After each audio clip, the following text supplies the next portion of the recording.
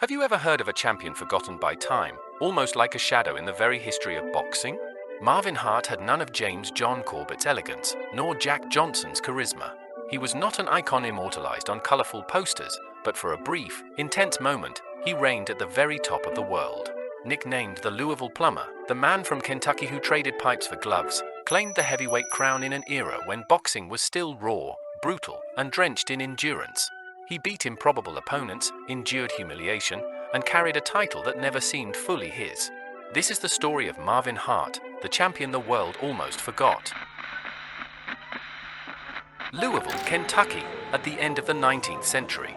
The smell of burning coal mingled with the constant roar of locomotives cutting through the city. It was here, in this unforgiving environment, that Marvin Hart was born on September 16, 1876.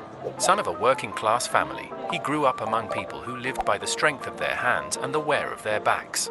Before ever dreaming of the ring, Hart learned to twist pipes, carry tools, and unclog water lines. The life of a plumber shaped his body and his spirit, broad shoulders, strong arms, and the patience of repetitive work. But inside burned something else, an instinct to fight, a fire that told him he was meant for more.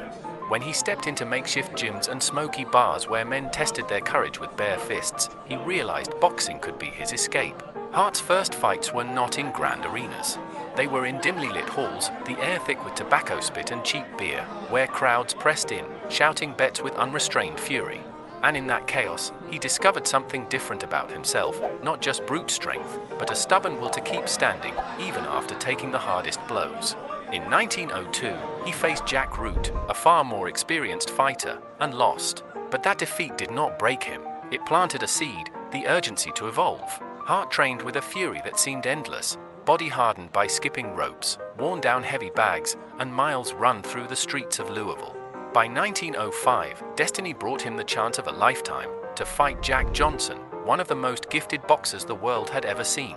Few believed Hart had any chance, but somehow he prevailed. That victory propelled him into the spotlight, opening the door to something unthinkable, a shot at the vacant heavyweight title once held by James J. Jeffries. July 3, 1905, Reno, Nevada.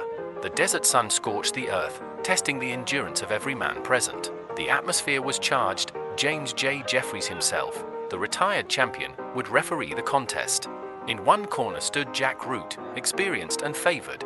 In the other, Marvin Hart, the plumber from Louisville, daring to defy fate. The fight was a war of wills. Root moved with refined technique, but Hart pressed forward relentlessly, every punch carrying the weight of years of hard labor. Round after round, the crowd watched in disbelief as the underdog endured. By the 12th round, Root faltered. Hart seized the moment with a sudden storm of punches. Root fell, beaten. Silence hung for a heartbeat, then erupted into a roar. Against every expectation, Marvin Hart was now the heavyweight champion of the world. But the crown never truly brought him glory. Unlike other champions, Hart lacked charisma.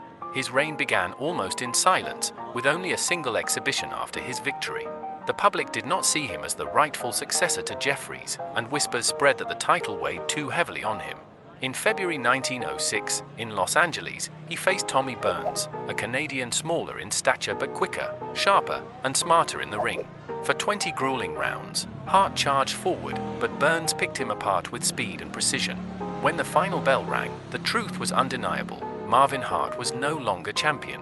That loss was more than a defeat. It was an erasure. His brief reign seemed to vanish overnight, his name slipping into the shadows of memory. Marvin Hart never touched the summit again. He kept fighting, but without the fire, as though each bout was nothing but an echo of that one night in Reno. Slowly, he faded into obscurity, one more man who gave his body and soul to the ring but received little in return. He returned to Louisville, far from the spotlight, carrying the label of ex-champion, more burden than honor. He worked, he aged, and on September 17, 1931, one day after his 55th birthday, Marvin Hart died, almost unnoticed. And yet, his story remains as a haunting reminder. Glory can be brief, but no one can erase the fact that Marvin Hart, the plumber from Kentucky, once stood as the strongest man in the world.